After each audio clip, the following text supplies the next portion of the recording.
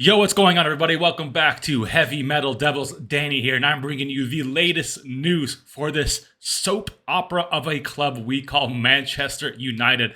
A few bits to get into this afternoon, but just before we do not forget to hit that subscribe button. Let's get to 1,000 subscribers as soon as we can.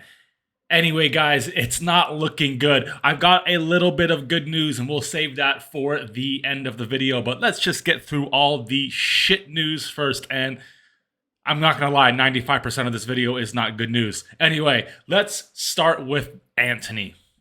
So, as you know, earlier this week, the allegations came out to the public about him and his ex-girlfriend getting physical with his ex-girlfriend.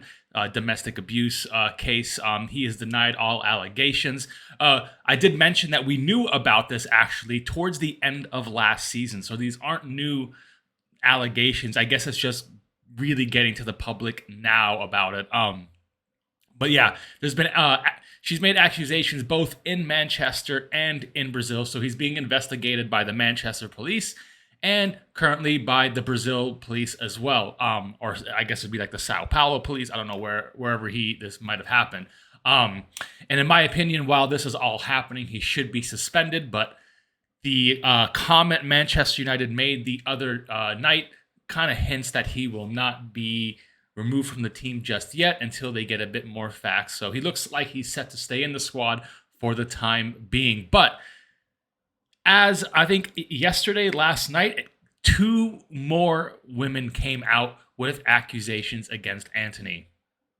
This could really get nasty now with this whole Antony thing. I think we need to drop him. This is not even a question now. There's going to be a lot of drama around this, and just for him and his mental health, I don't think going to stadiums with all this happening and him getting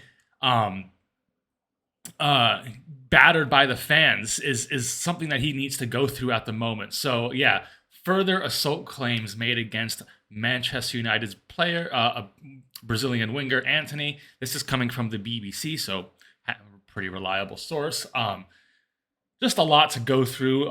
Not really going to go through all of what's been said. I'm sure you guys have read a lot about all of this.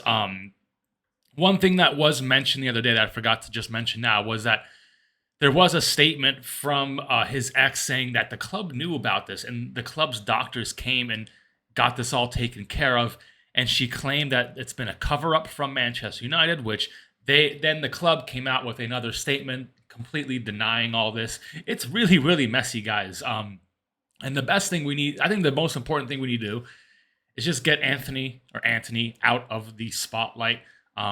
We did this with Mason Greenwood. We've got to treat it in the same way we treated Mason Greenwood now, especially now that there are multiple people coming out with these allegations against him. So, God, it just doesn't get any better, does it? Yeah, let me know what you think, guys. I know these are just allegations right now. But you know, guys, when there's multiple allegations, even one, and it's just getting insane. We've just got done with one. We're not even done with that one. That one's gone out on loan. But yeah, it's just getting a mess, guys. The club's just not being run right at the moment. It's being really, really run poorly. And speaking of run poorly, Jadon Sancho now. So there looks like to be a big feud brewing between Jadon Sancho and Manchester United. So, as you know, after the game against Arsenal, Eric Ten Hag explained why Sancho was not in the squad, saying that he did not train very well. Sancho came out with a statement about 30 minutes after his post-conference saying that he thought he's trained really well and that this is a conspiracy. He's been made a scapegoat in all of this. And now it's just trickled from there. We've had rumors of him maybe being sold or loaned out to Saudi Arabia. That didn't happen. The window is now closed for that. And now there's also been claims that he is losing the dressing room and just losing everyone at Manchester United. The players aren't happy with him. The staff aren't happy with him. But If that's true, I'm not too sure. And it now also has come out that Jadon Sancho, this is coming from the Express, refuses to meet with Erik ten Hag. I think, guys, I think we're seeing the end of Jadon Sancho right now at Manchester United. But oh, what's this? Hold on. Yeah. Whoa. Sorry, guys. Just anyway. Yeah, so this is kind of getting very, very nasty. It's really big if Sancho has lost the dressing room and now the players do not care for him or do not want to play with him. I think this all points to him going to be leaving in January, most likely on loan. Man United players turn on Jadon Sancho. Now there's also been rumors about some other clubs being in for him. I heard Bayern Munich could be interested in Jadon Sancho. Maybe there's a loan deal we could do there in January, or maybe sell him for around that 40 million pound mark. We'll see what happens, guys. But it's coming out right now that Jadon Sancho will never play for Manchester United again. And that's multiple outlets. This is coming from Team Talk. Daily Express is saying all this stuff as well. It's getting really, really nasty. It's like a Jerry Springer show right now at this club, y'all. Let me know what you think, guys. Do you think that Erik ten Hag and Jadon Sancho can resolve this issue? And I'm sick of this whole, well, Fergie wouldn't have said that. Fergie wouldn't have done this. Look, dude, it's been a decade since that guy's left. We need to stop. I think, in my opinion, we need to stop doing this whole, well, Fergie wouldn't have done this. Fergie wouldn't have done that.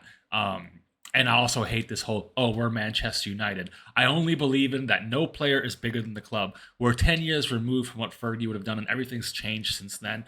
Unfortunately, players have more power these days.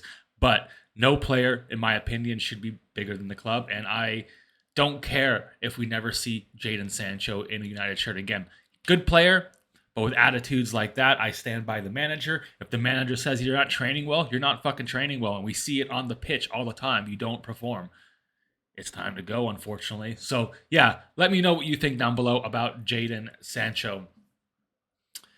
And, guys, the last bit of bad news. Let's get on with it, right? AMRABAT. I mentioned the other day that AMRABAT may have had an injury.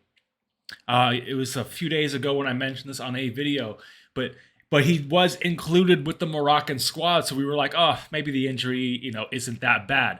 But now he's pulled out of the Moroccan squad. Maybe the injury is pretty bad. Who knows? Why do we keep signing injured players? I have no idea. Do you know? Nope. Do you know? Nope. I don't know why. Someone comment below. Tell me why we keep signing injured players. We signed Rasmus Højlund. We signed Sophie and AMRABAT. I'm not saying they're bad players, but they're fucking injured, guys. It's a back injury, and he's had this since the World Cup now. He's kind of just played through it, but it's concerning that he's dropped out of the squad. Maybe it's just a precautionary dropout. They might not need him at the moment. He can drop out, rest up, because we got a massive game against Brighton when he gets back. And 2 days later, another massive game against Bayern Munich.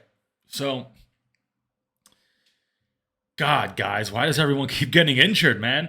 All of our signings, bar one, and I guess now two, are injured. So it's shit. It's really shit. Also, Lisandro Martinez has also, he's with this Argentinian squad, but they have chosen not to play him because of the potential of an injury in his foot at the moment. So, but yeah, AMRABAT injury, pulled out of the squad, going to be back at Carrington this week. Hopefully he can get recovered in time for the Brighton game. More importantly, in time, ready for that Bayern Munich game. I know we're all looking forward to that. That is going to be, as Jim Ross would say, shout out to anybody who's a wrestling fan, a slobber knocker of a match. But yeah, it's unfortunate, guys. It just it's pretty unfortunate. Sorry about that if you heard that. Anyway, last bit of news, guys, and this is just some good news on the horizon. It looks like Kobbie Mainoo and potentially Amad Diallo, but it looks like Kobe Manu specifically is set to return very soon. It wasn't stated how soon he could return, but it's looking like it's just weeks away. He might be back in training in the next couple weeks. Sorry, God, my computer is just not having it today, guys. And yeah, I think that's going to be massive for us because remember how good he was in preseason, smashed it against Arsenal, guys, and was looking really good up until he got injured in that Real Madrid game. So I think he's set to return. I don't think by Brighton or Bayern Munich, but maybe shortly after that he will return. And then Amad Diallo, probably a few more weeks after that. His was a bit more serious. So I'm just having a look right now. Just yeah,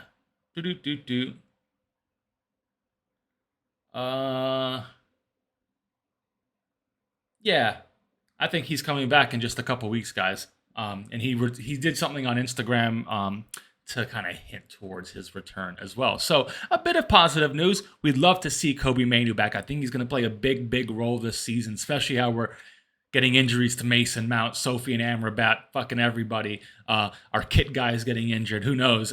We're just not riding that luck right now. But anyway, guys, that's your news. Hopefully this is the worst it can get.